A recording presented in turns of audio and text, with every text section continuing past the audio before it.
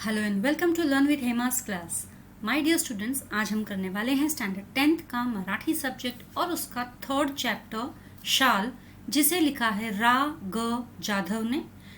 इस चैप्टर में मैं आपको पूरा का पूरा चैप्टर एक्सप्लेन करूंगी, साथ ही साथ इसके जितने भी ऑब्जेक्टिव टाइप क्वेश्चंस है वो यहीं पर इसी में मैं बता दूंगी आपको ओरली, और जो इसके क्वेश्चन आंसर्स है वो मैं आपको एक्सप्लेन कर दूंगी। 3 आंसर्स है वो मैं आपको सारे के सारे यहाँ पे एक्सप्लेन कर दूंगी, प्लस कुछ ग्रामर बेस्ड क्वेश्चंस भी मैंने आपको पीछे यहाँ पे दे रखे हैं इसी वीडियो में। तो ये पूरा चैप्टर मैं आपको एक्सप्लेन करूंगी। इससे रिलेटेड कोई भी आपको अगर डाउट है, क्वेश्चंस है, तो आप मुझे कमेंट बॉक्स में लिख सकते हैं। और आगे बढ़ने से पहले एक छोटी सी रिक्वेस्ट, वो ये कि यदि आप मेरे चैनल के सब्सक्राइबर नहीं है तो जरूर से सब्सक्राइब कीजिए लर्न विद हेमा को, और अपने फ्रेंड्स के साथ भी जरूर से शेयर कीजिए। तो चलिए शुरू करते हैं लेसन नंबर 3 शाल। ये जो फर्स्ट पैराग्राफ है ये इस कवि के बारे में, दैट इज रा ग जाधव, इनके बारे में और डिटेल में बताया है कि ये किस टाइप के लेखक है और इन्होंने कितनी सारी बुक्स लिखी है, और ये किस तरह से एक विश्वकोश के संपादन के कार्य में सहभागी रहे थे। विश्वकोश मतलब एनसाइक्लोपीडिया, जो हमने 9th स्टैंडर्ड में पढ़ा था। और ये जो सेकंड पैराग्राफ है ये इस चैप्टर के बारे में आपको थोडी सी आयडिया देता है, तो वो मैं आपको बता देती हूँ। शालीभोवती असलेल्या लेखकाच्या आठवणी या पाठातून व्यक्त झाल्या आहेत। शालीभोवती, अपना व्हाट इज शाल, ये चैप्टर का नाम ही जैसे रखा है शॉल। शॉल एक टाइप का क्लोथिंग है, अपर बॉडी क्लोथिंग, यानी कि जो हमें ठंड में जब हम अपने आप को लपेटने के लिए यूज करते हैं, वो शॉल जो गर्मास लाती है हमारे शरीर में, वो शॉल। या फिर आप देखोगे कोई भी प्रोग्राम्स वगैरह आप अटेंड करते हो, जैसे स्कूल के एनुअल फंक्शंस है, स्पोर्ट्स है, या और भी कोई कल्चरल प्रोग्राम होते हैं, तो जो चीफ गेस्ट आते हैं हम उनको as a token of respect हम उनको शॉल उड़ाते हैं और एक नारियल, श्रीफल वो देते हैं, या बुके देते हैं, या कुछ गिफ्ट्स देते हैं, टोकन ऑफ लव। तो शॉल उसमें रहता ही है। तो ये शॉल क्या है, पूरा उसी के ऊपर ये चैप्टर जो है बेस्ड है। और इस शॉल से रिलेटेड जो भी इस लेखक के मेमोरीज है वो यहाँ पे इस चैप्टर में लेखक ने बताई है ना। शालीभोवती असलेल्या लेखकाच्या आठवणी, जो भी मेमोरीज है शॉल से रिलेटेड लेखक की, वो इस पार्ट से हमें उन्होंने बताया है। शाल ही प्रतीकात्मक आहे। प्रतीकात्मक है मतलब ये एक सिंबॉलिक है, ये एक सिंबल है। किसका सिंबल है? ये एक रिस्पेक्ट, डिसेंसी का सिंबल है। शालीमुळे येणारा शालीनतेचा संदर्भ अंतर्मुख करणारा है, और शॉल से जो हमें डिसेंसी आती है उसके बारे में ये चैप्टर हमें और बता रहा है। तो शालीनतेचा मतलब डिसेंसी के बारे में। पाठातील औदार्याचे उदाहरण हे माणसाची संवेदनशीलता जपणारे आहे। औदार्य यानी कि एक रिस्पेक्टफुल पोजीशन जो हम किसी को देते हैं, तो एक इंसान किस तरह से अपने अंदर उस इमोशन को संजोए रखता है, बनाए रखता है उस रिस्पेक्ट के वजह से, उसके बारे में भी बताया गया है। वस्तूंच्या संदर्भातील आठवणींचे मोल महत्वाचे आहे। प्लस यहाँ पे वो भी बताया है कि वस्तूंच्या संदर्भातील, अब वस्तु, शॉल एक वस्तु हो गई, एक थिंग हो गई, राइट। तो उसके बारे में जो मेमोरीज है वो बहुत ही वैल्यूएबल है, या उससे रिलेटेड जो मेमोरीज है वो बहुत ही वैल्यूएबल है ना। मोल, मोल यानी वैल्यू, वो बहुत ही इंपॉर्टेंट है। साथ ही कोणत्याही निर्जीव वस्तूची निगडीत असलेले संदर्भ मानवी भावना तरल ठेवतात। और ये बहुत ही इंपॉर्टेंट चीज यहाँ पे बताई है कि कोई भी चीज जो कि निर्जीव चीज होती है, वस्तु, थिंग, नॉन लिविंग थिंग, वो किसी भी इंसान के इमोशंस को छू लेने वाली भी होती है। जैसे किसी के साथ कोई लगाव होता है किसी चीज के साथ, जैसे आप लोगों का जो कमरा है वहां पर हो सकता है आपका कोई टेबल हो फेवरेट, या कोई प्लेस हो, सोफा हो फेवरेट, या कोई म्यूजिकल इंस्ट्रूमेंट हो जिससे आपका लगाव हो, और जिससे दूर होना आपको नगवारा हो, यानी कि अच्छा ना लगे। वस्तुशी निगडीत कोणतीही आठवण असो अथवा प्रसंग, तो उस चीज से जुड़ी हुई कोई भी मेमोरी हो या कोई भी इवेंट हो, त्याचे मानवी संदर्भच सर्वार्थाना महत्वाचे ठरतात। तो उससे जो ह्यूमन बॉन्डिंग है वो सबसे ज्यादा इंपॉर्टेंट है। अब ये जो लेखक है रा ग जाधव, ये अपने बारे में पूरा बता रहे हैं ये स्टोरी। एकदा मी पु ल देशपांडे यांच्याकडे काही एक निमित्ताने गेलो होतो। मतलब एक बार मैं पु ल देशपांडे, इनके यहाँ पर कोई एक काम से गया था। निमित्ताने मतलब कोई एक काम से। अब ये पु ल देशपांडे कौन है? पु ल देशपांडे एक बहुत ही महान लेखक है, बहुत ही प्रोमिनेंट राइटर है, ह्यूमरिस्ट है। बहुत सारे लेख उन्होंने लिखे हैं, ड्रामाज लिखे हैं, स्पेशली ह्यूमरस स्टोरीज भी उन्होंने काफ़ी लिखी है। तो एक बहुत ही बड़े राइटर है, लेखक है। तो ये जो लेखक है इस चैप्टर के, शॉल के, राग जाधव, ये जो है पु ल देशपांडे के घर पे कोई एक काम से गए थे. काम झाल्यावर मी निघण्याच्या बेतात होतो और काम होने के बाद मैं निकलने की घाई में था कि निकलना है अभी यहाँ से. तेवढ्यात सुनीताबाईंनी मला थांबवले व विचारले, तुम्हाला शाल दिली तर चालेल काय? तो जब मैं निकलने की कगार पे था, मतलब मुझे निकलना था, लेट हो रहा था, और उसी वक्त सुनीताबाई कौन है? पु ल देशपांडे की वाइफ.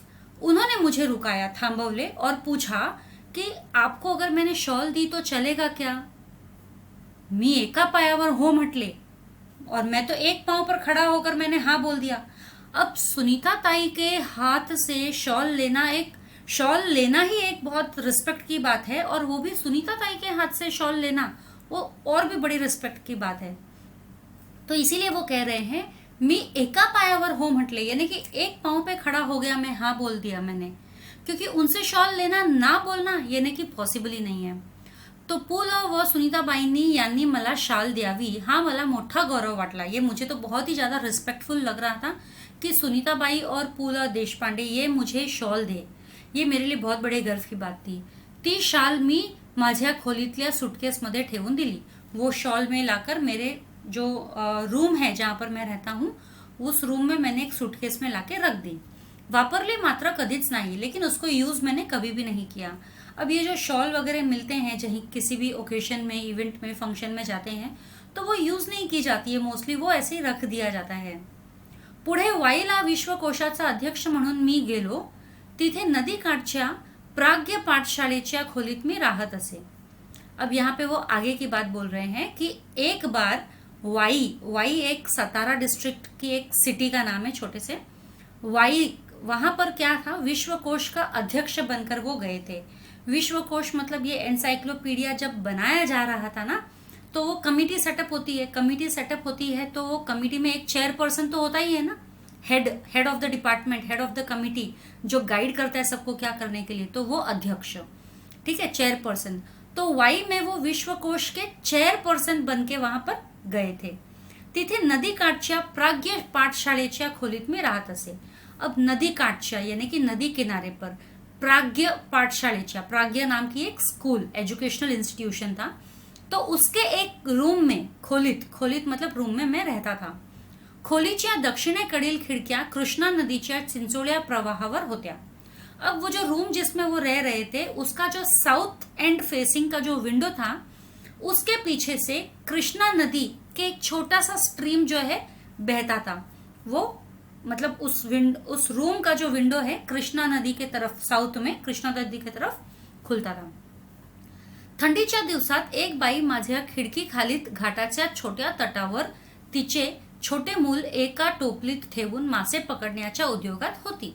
अब यहाँ पे ठंडीच्या दिवसात, जब ठंडी के दिन थे, तो एक बाई मतलब एक लेडी माझ्या खिड़की खालील मतलब मेरे खिड़की के नीचे वाले घाटाच्या छोट्या तटावर, घाट मतलब वो आपको पता है रिवर्स के दोनों तरफ, बैंक्स के तरफ ऐसा स्टेप्स जैसा बनाया जाता है स्टोन्स का, उसे कहते हैं घाट. तो घाट के छोट्या तटावर मतलब उसके छोटे तट यानी कि रेस्ड प्लेटफॉर्म पर तिचे छोटे मूल मतलब उसका एक छोटा बच्चा एका टोपलीत ठेवून, उसने अपना छोटा बच्चा जो एक टोपली के अंदर, टोपली है ना बास्केट में रखकर मासे पकड़ण्याच्या उद्योगात होती. वो क्या काम कर रही थी? फिशिंग कर रही थी. तो मतलब अपने छोटे से बच्चे को उस नदी किनारे पर, तट पर, वहां पर एक बास्केट में रखकर वो अपना फिशिंग का काम कर रही थी, फिश पकड़ने का काम कर रही थी. तिचे बाळ कड़ाक्याच्या थंडीने कुड़कुड़त रड़त होते और उसका जो लड़का था वो एकदम कड़क ठंडी के कारण कुड़कुड़ कर रहा था, शिवर कर रहा था एकदम. कुड़कुड़त रड़त होते मतलब एकदम शिवर कर रहा था और रो रहा था. मे बी ठंडी की वजह से वो रो रहा था. पण आई तिकडे बघतही नव्हती, लेकिन उसकी मम्मी तो उसके पास देख ही नहीं रही थी, क्योंकि उसको तो वो काम करना था, क्योंकि काम नहीं करेगी तो पैसे नहीं मिलेंगे तो बच्चों को खिलाएगी पिलाएगी क्या. तो इसीलिए तो लेडी ने तो बिल्कुल ध्यान नहीं दिया अपने बच्चे पे. मला मात्र राहवले नाही.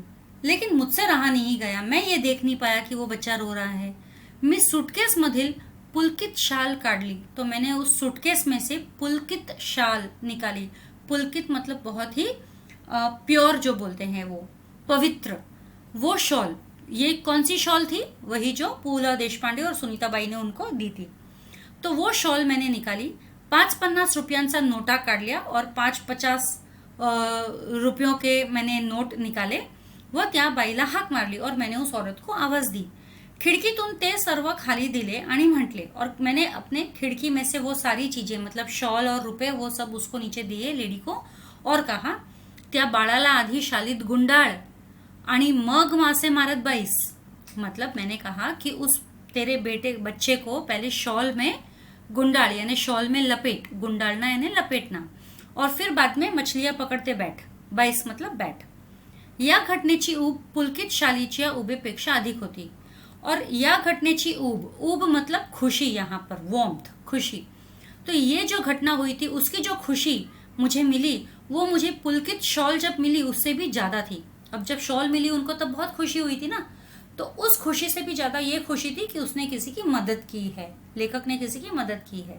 तो ऊब यानी अ काइंड ऑफ वॉर्मथ, जो हमें खुशी मिलती है. कविवर्य नारायण सुर्वे खूब सभा सम्मेलने गाजवत. अब ये जो कवि है नारायण सुर्वे, ये है ना बहुत सारे सभा सम्मेलनों में जाते हैं, बहुत सारे ओकेशंस इवेंट्स में जाते हैं. और ये क्या है, नाम याद रखना, कविवर्य नारायण सुर्वे. ये पैसेज में नॉर्मली आता है तो क्वेश्चन इस टाइप के पूछे जाते हैं. पुढे ते साहित्य संमेलनाचे अध्यक्षही झाले.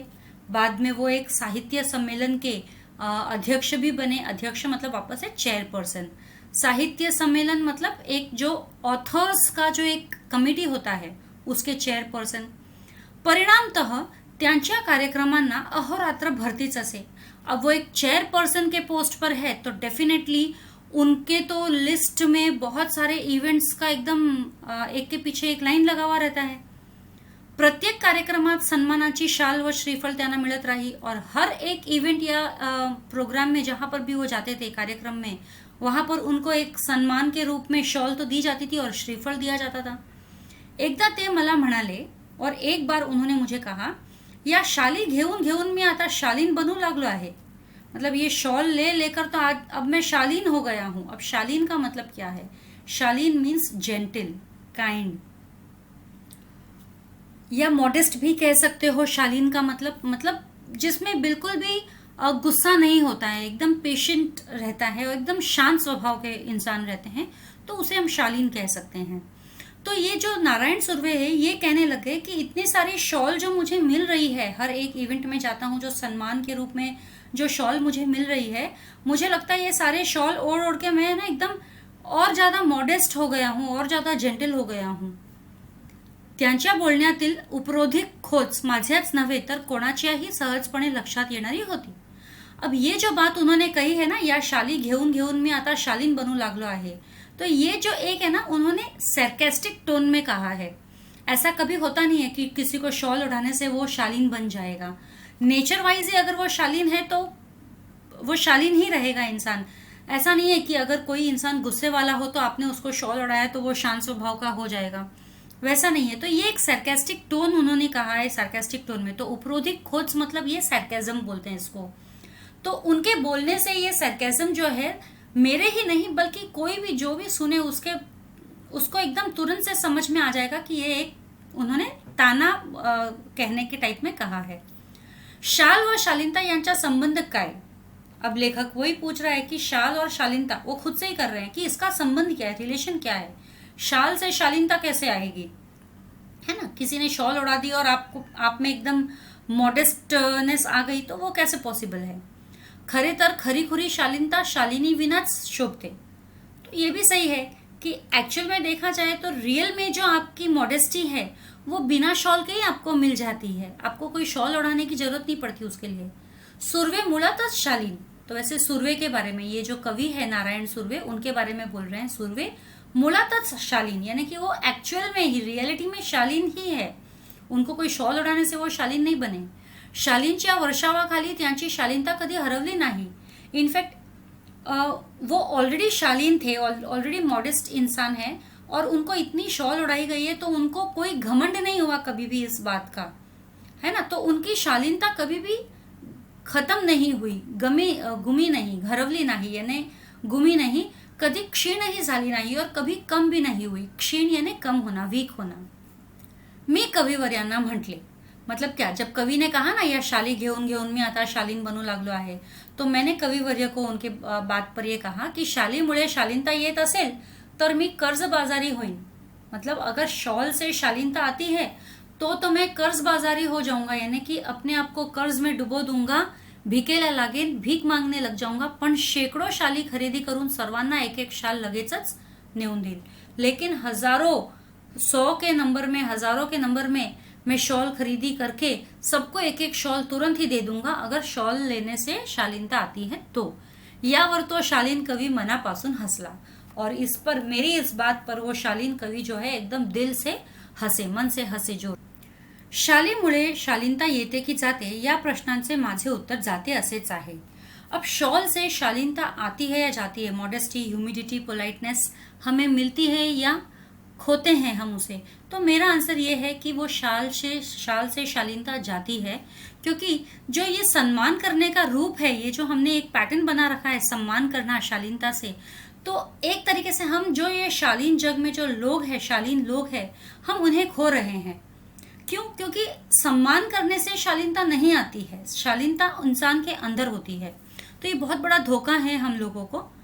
मी 2004 साली मराठी साहित्य संमेलनाचा बिनविरोध अध्यक्ष झालो। अब यहाँ पे लेखक बता रहे हैं कि 2004 में यानी 2004 में, इस साल में मराठी साहित्य सम्मेलन यानी कि मराठी लैंग्वेज के जितने भी लेखक हैं जो साहित्य लिखते हैं, यानी कि स्टोरीज, पोइट्रीज, नॉवेल्स जो भी लिखते हैं, उन सबका एक सम्मेलन यानी कमिटी जो है उसका मैं बिन विरोध अध्यक्ष झालो, यानी कि बिना किसी ऑब्जेक्शन के या ऑब्स्टेकल के मैं उसका अध्यक्ष यानी चेअरपर्सन बना। तत्कालीन 1-2 वर्षात माझ्यावर शालींचा वर्षाव झाला। तत्कालीन मतलब उसी वक्त, 1-2 वर्षात, 1-2 साल में, यानी कि जब मैं ये अध्यक्ष बना तो उसी के साथ 1-2 साल में ही मुझ पर बहुत सारी शॉल का वर्षाव हुआ यानी कि आप बोल सकते हो बहुत ज्यादा ओकेशंस में मुझे बुलाया गया और हर एक ओकेशन में मुझे शॉल मिलती थी, शॉल शॉल शॉल। तो जैसे मानो एक बारिश हो गई है मेरे ऊपर शॉल की। एवढ्या शाली जमत गेल्या की माझ्या 8x6 खोलीत त्यांना ठेवणेच शक्य नव्हते। अब इतनी शॉल जमा हो गई थी कि मेरे 8x6 यानी 8x6 ये एक मेजरमेंट है रूम का, जिस रूम में ये लेखक रहते थे। तो 8x6 यानी कि तो बहुत ही छोटा हो गया है, बहुत ही छोटा। यानी आजकल 8x6, 8 से एग्जैक्ट कितना होता है 48, तो 48 स्क्वायर मीटर का ये रूम, यानी कि 50 स्क्वायर मीटर का भी रूम नहीं है, सोचो इतना छोटा रूम था। तो उस रूम के अंदर वो जो रहते थे तो वो कह रहे हैं कि माझ्या 8x6 खोलीत त्यांना ठेवणेच शक्य नव्हते। मतलब मेरी इतने छोटे से रूम में उन सभी शॉल को रखना बहुत ही मुश्किल था, मेरे लिए पॉसिबल ही नहीं था। मग मी सगळ्या शालींचे गाठोडे बांधून ते निकटवर्ती मित्राकडे ठेवले। फिर मैंने क्या किया, क्योंकि इतनी सारी शॉल हो गई थी, कहाँ रखूं अपने रूम में, तो मैंने सारे शॉल का एक बंडल बनाया और वो अपने एक क्लोज फ्रेंड के पास, निकटवर्ती मित्राकडे मतलब क्लोज फ्रेंड के पास रखा व त्या शाली वापरण्याचे वगैरे त्याला सर्वाधिकार दिले और उसको फुल राइट्स दे दिया कि इन शॉल्स को तुमको जैसे यूज करना है वैसे करो। बेचारा अति प्रामाणिक, लेकिन वो मुझसे भी ज्यादा ऑनेस्ट या बहुत ही ज्यादा ऑनेस्ट, त्याच्याही छोट्या खोलीत त्याने ते सांभाळले। मतलब उसने भी अपने छोटे से रूम में वो सारी की सारी मेरी शॉल्स को संभाली। हळूहळू मी सगळ्या शाली वाटून टाकल्या गरीब श्रमिकांना। धीरे धीरे फिर मैंने वो सारी की सारी शॉल्स जो है डिस्ट्रीब्यूट कर दी। किनको डिस्ट्रीब्यूट की? गरीब श्रमिकों को यानी गरीब मजदूर जो मेहनत करके खाते हैं रोज के रोज। तो हळूहळू मी सगळ्या शाली वाटून टाकल्या। कोणाला वाटून टाकल्या? गरीब श्रमिकांना। याच सुमारास मी शनिवार पेठेतील ओंकारेश्वर मंदिराच्या पुलावर बहुधा रोज संध्याकाळी जात असे। तेथील कट्ट्यावर बसणे मला आवडे। अब याच सुमारास मतलब इसी टाइम पीरियड में मैं जो है शनिवार पेठ ये पुणे के एक लोकेलिटी का नाम है, शनिवार वाड़ा, शनिवार पेठ, है ना, एक एरिया है। तो शनिवार पेठ में जो ओंकारेश्वर मंदिर है, लॉर्ड शिवा का टेम्पल, ओंकारेश्वर मंदिर, उसका एक पुल है वहां पर ओमकारेश्वर मंदिर जाने के लिए एक पुल बनाया हुआ है। तो बहुधा बहुधा यानी मोस्टली या ऑलमोस्ट, मतलब मैं रोज ही जाता था ऑलमोस्ट, कभी एक आध बार नहीं गया तो नहीं गया, वरना तो मैं रोज जाता था। तो इसी टाइम पीरियड में एवरी सैटरडे, मतलब जो शनिवार पेट है वहाँ के ओमकारेश्वर टेम्पल में, मैं वहाँ का जो ओमकारेश्वर टेम्पल का पुल है वहाँ पर मैं मोस्टली जाता था शाम के समय, संध्याकाळी जात असे। तेथील कट्ट्यावर बसणे मला आवडे। वहां पर जो एक कट्टा बनाया हुआ रहता था, अभी कट्टा क्या होता है, एक रेस्ड प्लेटफॉर्म जैसा कुछ बनाया हुआ रहता है, या तो वो झाड़ के आजू बाजू में देखो बनाया रहता है राउंड सा, जिसके ऊपर लोग बैठे रहते हैं, या फिर एक ऐसा ही बैठने के लिए बनाया जाता है। तो तेथील कट्ट्यावर बसणे मला आवडे, वहां पर उस कट्टे पर बैठना मुझे अच्छा लगता था। एक दिवस काय घडले, मतलब एक दिन क्या हुआ की कडक थंडीच्या दिवसात एक म्हातारा अशक्त भिक्षेकरी कट्ट्याला लागूनच चिरगुटे टाकून व पांघरून कुडकुडत बसल्याचे मी पाहिले। तो एक दिन मैंने देखा कि वो ठंडी के दिन थे, एक म्हातारा ठंडीच्या दिवसात, मतलब ठंडी के दिनों में एक म्हातारा, एक बूढ़ा आदमी, अशक्त भिक्षेकरी, अशक्त मतलब कमजोर, और भिक्षेकरी यानी बेगर, एक बहुत ही कमजोर सा था और वो भीख मांग रहा था। तो वो जो उस कट्याला लागूनच चिरगुटे टाकून, कट्याला लागूनच मतलब जहां पर वो बैठा था, लेखक जो जहां पर बैठता था उसी से लगकर वो वहां पर चिरगुटे मतलब फटे पुराने कपड़े बोल सकते हैं, रैग्स, टाकुन मतलब उसने बिछा रखा था फटा पुराना कुछ कपड़ा, वो पांघरून, और वैसा ही एक फटा पुराना कपड़ा उसने ओढ़ भी रखा था। तो टाकुन यानी बिछाना और पांघरून यानी ओढ़ना। तो वो फटे पुराने कपड़े थे, उसमें क्या तो उनकी ठंडी जाएगी। कुड़कुड़त बसल्याचे मी पाहिले, तो मैंने देखा कि वो बूढ़ा आदमी जो कि कमजोर लग रहा था, भिखारी, वो उस फटे पुराने कपड़े पर बैठा था और फटा पुराना कपड़ा ओढ़कर वो वहां पे कुड़कुड़ करते हुए बैठा था। कुड़कुड़ करना यानी शिवरिंग करना होता है। दुसऱ्या दिवशी मी 2 शाली घेऊन ओमकारेश्वराच्या कट्ट्यावर आलो। तो क्या हुआ, मैंने दूसरे दिन जो है 2 शॉल लेकर आ गया मैं ओमकारेश्वर कट्टे के ऊपर, जहां पर वो बूढ़ा मुझे दिखा था बैठा हुआ। तो म्हातारा होताच और उस जगह पर वो बूढ़ा तो था ही। त्याला 2 शाली दिल्या, उसको मैंने 2 शाल दे दी। त्याने थरथरत्या हाताने मला नमस्कार केला। तो जब मैंने उसको 2 शॉल दे दी तो उसने अपने थरथरते हाथों से यानी शिवरिंग हाथों से मुझे नमस्कार किया। पुढे 4-5 दिवस मला काही कामांमुळे संध्याकाळी ओमकारेश्वराला जाण्यास उसंत लाभली नहीं। फिर उस दिन तो मैंने उसको शॉल दे दी, लेकिन आगे फिर 4-5 दिन तक कुछ काम के वजह से मुझे हर शाम को ओमकारेश्वर मंदिर जो है जाने का समय नहीं मिला। उसंत मतलब टाइम नहीं मिला, लाभली नाही यानी टाइम नहीं मिला। त्यानंतर मी नेहमीप्रमाणे ये जा करत राहिलो, लेकिन फिर उसके बाद में मैं रोज रेग्युलरली वहां पर आना जाना करता रहा। मग एकदम त्या भिक्षेकरी वृद्धाची आठवण आली। फिर एक दिन मुझे अचानक से उस बूढ़े भिखारी की याद आई। तो नेहमीच्या ठिकाणी नव्हताच, वो अपने रोज के जगह पे नहीं था, मतलब वो कट्टे के पास में जहां लगकर बैठा था वहां नहीं था। तेथील पुलावर चक्कर मारावी म्हणून मी उठलो व पुलावर चालू लागलो। तो वहां पर उस पुल पर चक्कर मारना ये सोचकर मैं उठा और मैं उस पुल पर चक्कर मारने लगा। पुलाच्या जवळपास मध्यावर तो भिक्षेकरी म्हातारा दिसला। अब जब मैं पुल पर चलने लगा तो करीब करीब एकदम पुल के बीच में पहुंचने पर मध्यावर, जवळपास मध्यावर यानी पुल के मिडल में तो भिक्षेकरी म्हातारा दिसला। कुठे दिसला? पुलाच्या मध्यावर भिक्षेकरी म्हातारा दिसला। मी लगबगीने त्याच्याकडे गेलो। तो मैं फटाफट घाई में, लगबगीने ने हरी इन हरी मैं उसके पास गया, उस बूढ़े भिखारी के पास गया। पाहतो तो काय, तीच चिरगुटे अंगाखाली व अंगावर, तेच कुडकुडने, तेच दीनवाणी जीने।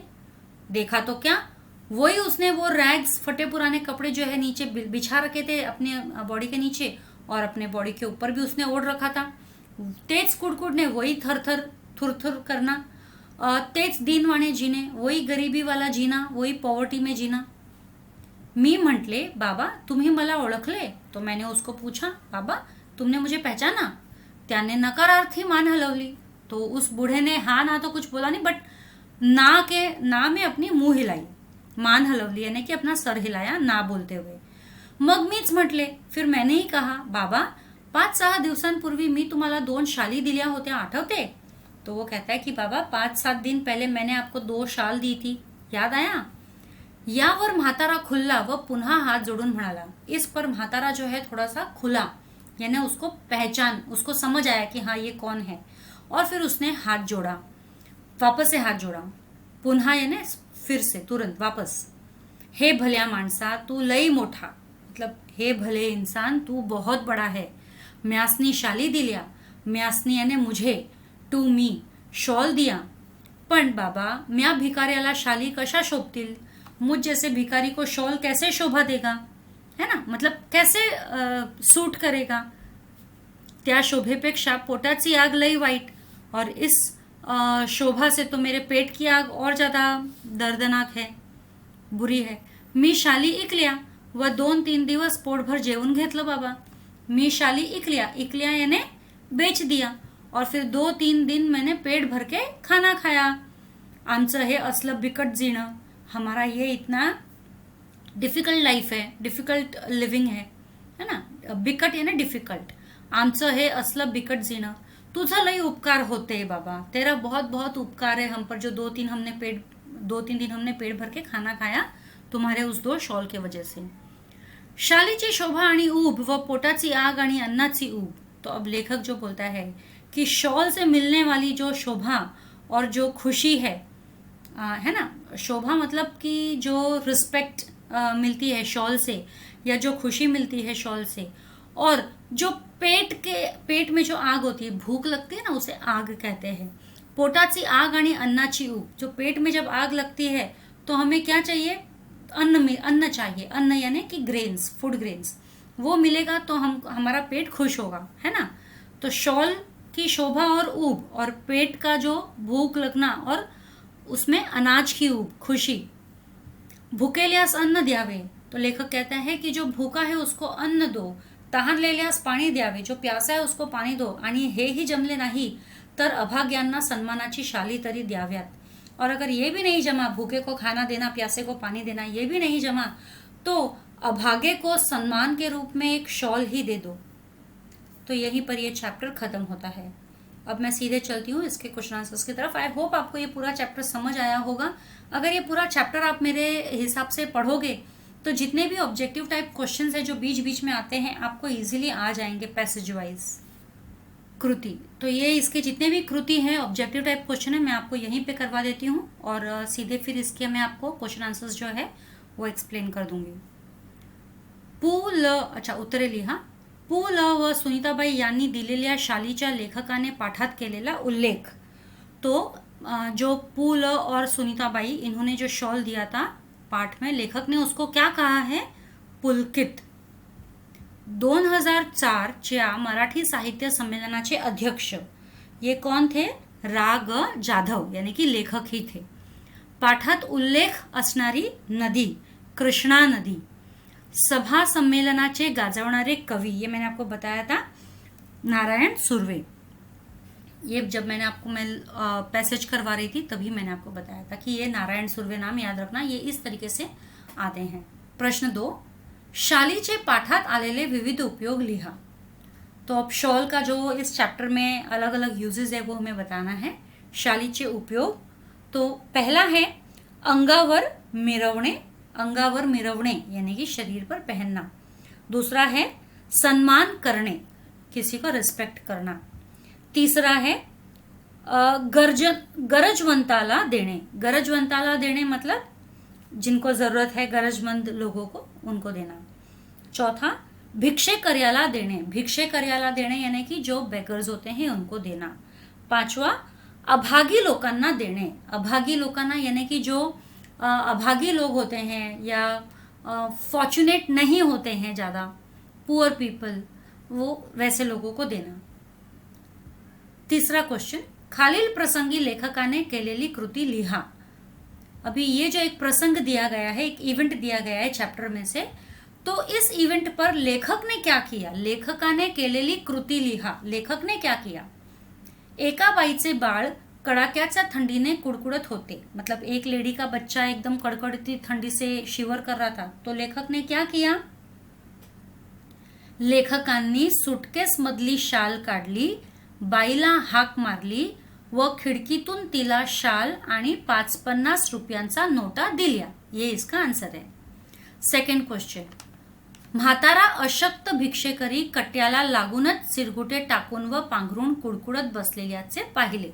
है ना, उस बूढ़े आदमी को जो कि भिखारी था, कमजोर सा, कट्टे से लगकर जो बैठा था फटे पुराने कपड़े बिछाकर और ओढ़कर, तो जब लेखक ने उस इंसान को देखा तो लेखक ने क्या किया, लेखक 2 शाली कट्ट्यावर घेऊन आले आणि कुडकुडणाऱ्या म्हाताऱ्या भिकाऱ्याला 2 शाली दिल्या, है ना, ये लेखक ने काम किया था। प्रश्न 4, कारणे शोधून लिहा। एका बाईच्या बाळासाठी शाल दिल्याच्या घटनेची ऊब पुलकित शालीच्या उबेपेक्षा जास्त होती, कारण। अभी क्वेश्चन का मतलब है कि एक लेडी को उसके बच्चे के लिए जब शाल दी तो वो जो खुशी मिली वो उस पुलकित शॉल के मिलने की खुशी से भी ज्यादा थी, क्योंकि कारण या घटनेतून लेखकांना परोपकार केल्याचे सुख मिळाले, है ना, क्योंकि इस घटना से लेखक को कोई परोपकार किया हुआ है, ये सुख मिला। शालीच्या वर्षावामुळे नारायण सुर्वे यांची शालीनता हरवली नहीं, कारण। अभी शाली जब उनके ऊपर बरसाई जा रही थी, यानी कि वो जब अध्यक्ष बने तो 1-2 साल में बहुत सारा सम्मेलन में बुलाया गया और शॉल पे शॉल उनको ओढ़ाई जा रही थी, तो फिर भी नारायण सुर्वे इनकी जो शालीनता थी वो घुमी नहीं, क्योंकि कारण सुर्वे मुळातच शालीन होते, क्योंकि सुर्वे वो एक्चुअल में ही शालीन इंसान थे। लेखकांच्या मते शालीमुळे शालीनता जाते, कारण लेखकांच्या मते मतलब लेखक के हिसाब से शॉल मिलने से शालीनता जाती है, क्योंकि कारण सन्मान करण्याच्या रूपाने आपण एक शालीन जग गमवावून बसण्याचा धोकाच मोठा आहे। ये आंसर जो लाइन है वो पैराग्राफ में ही है। आकृती पूर्ण करा। अब ये आकृती पूर्ण करनी है हमें। लेखकांनी भूषवलेली पदे, यानी लेखक को यहाँ पे 2 पोस्ट लेते हुए बताया है, कौन से पोस्ट पर उनको रखा गया था। तो पहला यहाँ पे है विश्वकोशाचे अध्यक्ष पद, है ना, सबसे पहला हमको बताया विश्वकोश के अध्यक्ष पद थे। फिर दूसरा यहाँ पे है साहित्य संमेलनाचे अध्यक्ष पद, है ना, साहित्य संमेलन के अध्यक्ष पद थे। अच्छा, खालील वाक्यातील कृतीहून किंवा विचारांतून कळणारे लेखकाचे गुण शोधा। अब ये जो सेंटेंसेस दिए हुए हैं इनमें से हमें बताना है कि लेखक के गुण के बारे में, कि ये जो एक्शन लेखक ने किया है उससे उनका कौन सा गुण हमें पता चलता है। बाईला हाक मारून खिड़कीतून शाल व नोटा दिल्या, तो जब उसने वो लेडी को आवाज लगाई और उसको शॉल और नोट दिया तो उससे क्या पता चलता है कि वो काफी संवेदनशील है। तो क्या गुण है यहाँ पे उनका, संवेदनशीलता। खरे तर खरीखुरी शालीनता शालिनी विनाच शोभते। तो ये जो है कि वो बता रहे हैं कि शाली बिना ही आपको शालीनता मिलती है। तो इसका मतलब ये कौन सा गुण उनका पता चलता है, वास्तविकता भान, मतलब उनको रियलिटी पता है, वास्तविकता भान। हळूहळू मी सगळ्या शाली वाटून टाकल्या, सब शॉल उन्होंने बांट दिया, उसको क्या कहते हैं, उदारपणा, उदारपणा। अधोरेखित शब्दांसाठी योग्य समानार्थी शब्द वापरून वाक्य पुनः लिहा। अब यहाँ पे ये जो अंडरलाइंड वर्ड है उसके लिए हमें एक समानार्थी वर्ड यूज करके ये वापस से सेंटेंस लिखना है। नारायण सुर्वे यांच्या कार्यक्रमांना अहोरात्र भरतीच असे। अहोरात्र मतलब दिवस रात्र। नारायण सुर्वे यांच्या कार्यक्रमांना दिवस रात्र भरतीच असे, तो अहोरात्र की जगह पर आप लिख देंगे दिवस रात्र। खोलीच्या दक्षिणेकडील खिडक्या कृष्णा नदीच्या चिंचोळ्या प्रवाहावर होत्या। चिंचोळ्या के जगह पे आप लिख सकते हो बारीक, क्योंकि चिंचोळ्या मतलब बारीक, बाकी सब सेम है। मी सगळ्या शालींचे गाठोडे बांधून निकटवर्ती मित्राकडे ठेवले। निकटवर्ती मतलब जवळच्या, निकटवर्ती मतलब जवळच्या, बाकी सब सेम है। पुलकित हे उत्तर येईल असा प्रश्न तैयार करा। अब हमको एक ऐसा क्वेश्चन तैयार करना है जिसका आंसर होगा हमारा पुलकित। तो एक क्वेश्चन तो मैं बना देती हूँ। पुलनी दिलेल्या शॉलीला लेखकांनी कोणते नाव दिले आहे, क्वेश्चन मार्क। तो ये पुलकित उन्होंने नाम दिया है। शालीन पासून शालीनता भाववाचक नाम तयार होते, त्याप्रमाणे ता, त्व, आळू आणि पणा हे प्रत्यय लावून तयार झालेली भाववाचक नामे लिहा। तो ता से जो भाववाचक नाम शुरू होता है वो है मधुरता, सुंदरता। त्व से जो भाववाचक नाम बनते हैं वो है मृदुत्व, कर्तृत्व। आड़ू से जो भाववाचक वर्ड बन रहे हैं वो है दयालु, मायाळू। पणा से जो भाववाचक शब्द बनते हैं वो है प्रामाणिकपणा, खरेपणा। ठीक है, अभी अधोरेखित शब्दांचे लिंग बदलून वाक्य पुनः लिहा। अभी इनको हमको लिंग बदलना है, जो वर्ड अंडरलाइन है उसके लिंग बदलने हैं। लेखक सुंदर लेखन करता, तब लेखक का लिंग क्या होगा? लेखिका। तो लेखिका सुंदर लेखन करतात नहीं होगा, लेखिका सुंदर लेखन करते। ठीक है। तो मुलगा गरिबांना मदत करतो, मुलगा की जगह हो जाएगा मुलगी। तो बाकी चेंजेस में ती मुलगी, तो की जगह ती मुलगी गरिबांना मदत करते, करतो नहीं होगा, करते। ठीक है। अब मैं आपको सीधे चलती हूँ स्वमत की तरफ, स्वमत एक्सप्लेन करती हूँ और साथ ही साथ इसके ग्रामर के क्वेश्चंस भी आपको बता देती हूँ। स्वमत, शॉल व शालीनता यांचा पाठाच्या आधारे तुम्हाला कळलेला अर्थ स्पष्ट करा। शॉल व शालीनता मतलब शॉल और शालीनता, इनका क्या मतलब तुमको समझ में आया इस चैप्टर से, वो हमें बताना है। शाल हे सम्मान चिन्ह आहे, हमें पता है शॉल जो है एक रिस्पेक्ट का सिंबल है। शालीनता हा सज्जन माणसाचा स्वभाव धर्म आहे, और शालीनता यानी कि जेंटलनेस ये एक सज्जन इंसान मतलब अच्छे इंसान का स्वभाव है, होता है। जी व्यक्ती मुळात शालीन असते तिला शाल अधिक शोभा देते। जो व्यक्ति एक्चुअल में ही मॉडेस्ट होता है, रियल में मॉडेस्ट होता है, उनको तो शॉल बहुत ही ज्यादा शोभा देती है। किंबहुना शालीन माणसाला शालीची गरजही नसते। रियल में देखा जाए तो, किंबहुना है ना, रियल में देखा जाए तो शालीन इंसानों को तो शालीन की जरूरत ही नहीं है, क्योंकि वो ऑलरेडी इतने मॉडेस्ट है कि हम उनको शॉल उड़ाकर और क्या मॉडेस्ट बनाएं। त्याचा शालीनता हा स्वभावच सन्मानाला सन्मान देणारा ठरतो। तो और उनकी जो शालीनता है, उनका ये स्वभाव ही सम्मान को ही सम्मान देना बनता है। मतलब उनकी शालीनता होना ही सबसे बड़ा सम्मान है, और उस सम्मान को हम सम्मान कर रहे हैं, ऐसा बात हो जाता है शॉल उड़ाना यानी। जो दुर्जन माणूस असतो, दुर्जन यानी बुरा इंसान जो होता है, त्याला शालीने कितीही नटवले तरी त्याच्यात शालीनता येणे कठीण आहे। तो उस बुरे इंसान को आप कितने ही शॉल उड़ा दो, उसमें कभी भी शालीनता नहीं आएगी, बहुत ही डिफिकल्ट काम है उसमें शालीनता लाना। कर्तबगार व्यक्तीच्या शाल व श्रीफळ देऊन सत्कार करण्याची आपली संस्कृतीत पद्धत आहे।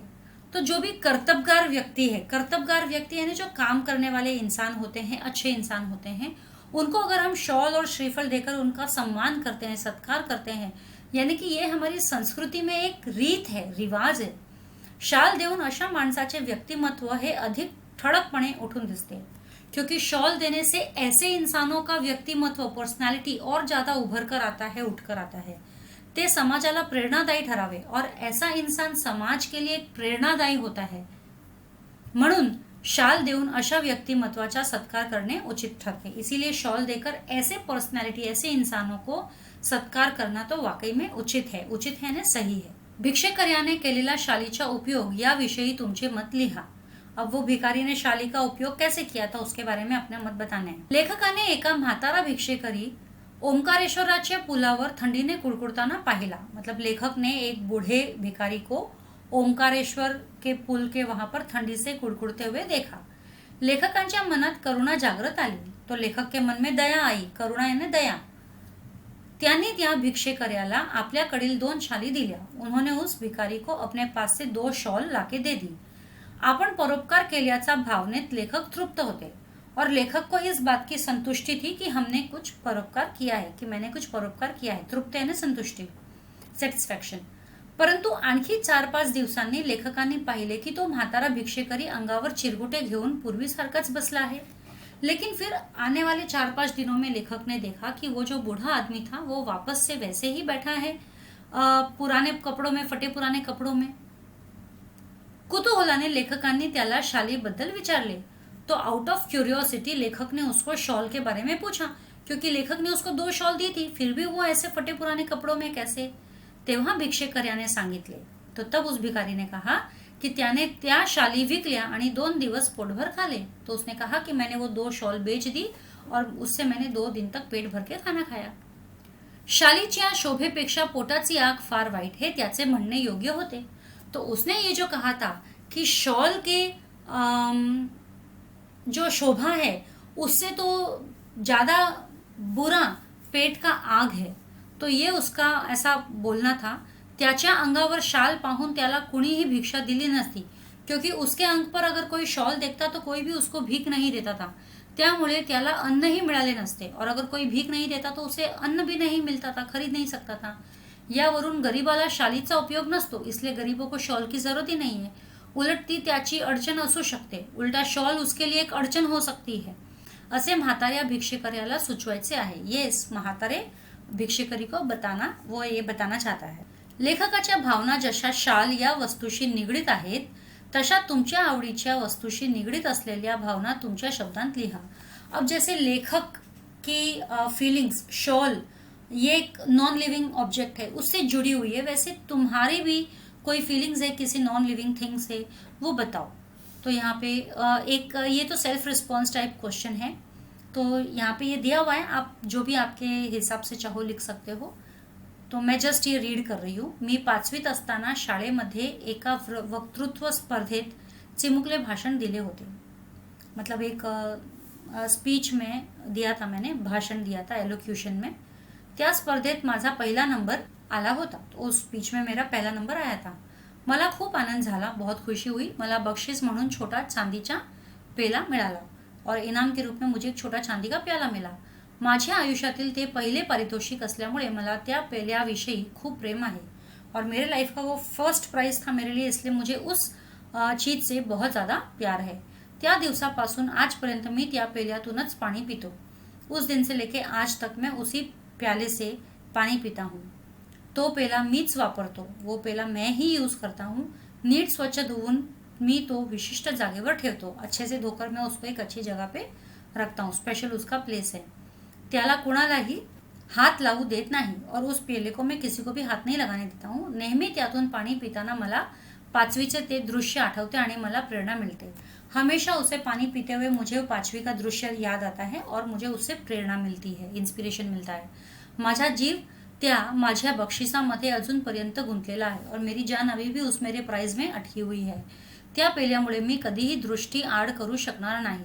तो उस पेले को मैं कभी भी अपने से दूर नहीं कर पाऊंगा. माझे इतके त्यावर प्रेम आहे, इतना मेरा उसके ऊपर प्रेम है. अब ये वाक्प्रचार है, ये ऑब्जेक्टिव टाइप क्वेश्चंस है. पुढील वाक्याचा प्रकार ओळखा. मतलब अब ये ऑब्जेक्टिव टाइप है, हमको प्रकार बताना है, क्या प्रकार है इस वाक्य का. तू कुठे राहतोस, ये प्रश्नार्थी वाक्य है. देखो क्वेश्चन मार्क है. प्रश्नार्थी वाक्य.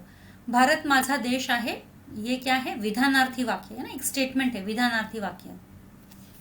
वाक्य रूपांतर, मतलब अभी चेंज करना है सेंटेंस. कंसातील सूचनांप्रमाणे कृती करा.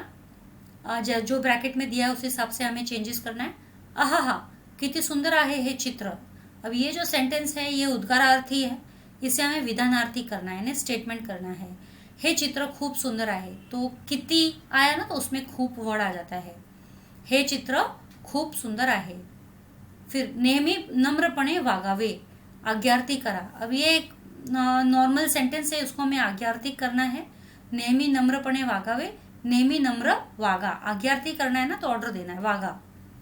पुढील वाक्प्रचारांचे अर्थ सांगून वाक्यात उपयोग करा. वाक्प्रचार है यानी कि ये फ्रेजेस हैं, इनसे हमें सेंटेंसेस बनाना है, मीनिंग देकर सेंटेंसेस बनाना है.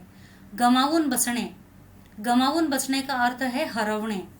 इसका सेंटेंस, बाबांनी दिलेले किमती पेन राहुल दूसऱ्या दिवशी गमावून बसला. यानी कि बाबा ने जो वैल्यूएबल पेन दिया था वो दूसरे ही दिन राहुल ने गुमा दिया. सेकंड है चक्कर मारणे, फेरफटका मारणे. चक्कर मारणे ना, एक जस्ट राउंड मार के आना, फेरफटका करना. वाक्य. प्रथमच गावी गेलेल्या साहिलने नदी किनारी चक्कर मारली. मतलब पहली बारी गांव गया था तो साहिल ने नदी के किनारे चक्कर मारा. उसंत मिळणे, वेळ मिळणे, मतलब टाइम मिळणं. आई आज एकटीच घरी असल्यामुळे घर कामातून तिला थोड़ी उसंत मिळाली. आज मम्मी अकेली घर पे थी, इसलिए घर काम से उनको थोड़ी सी आराम मिल गया. अब ये जो है समानार्थी शब्द है क्वेश्चन में, तो यहाँ पे क्वेश्चन और आंसर दोनों है. अहोरात्र, अहोरात्र का मतलब है रात्र दिवस, ये समानार्थी शब्द है, मीनिंग्स है. तट, तट मीन्स किनारा. नदी सरिता. साद हाक. वर्षाव वृष्टी बरसात. श्रीफळ नारळ. गाठोडे बोचके. श्रमिक कष्टकरी. बिकट कठीण.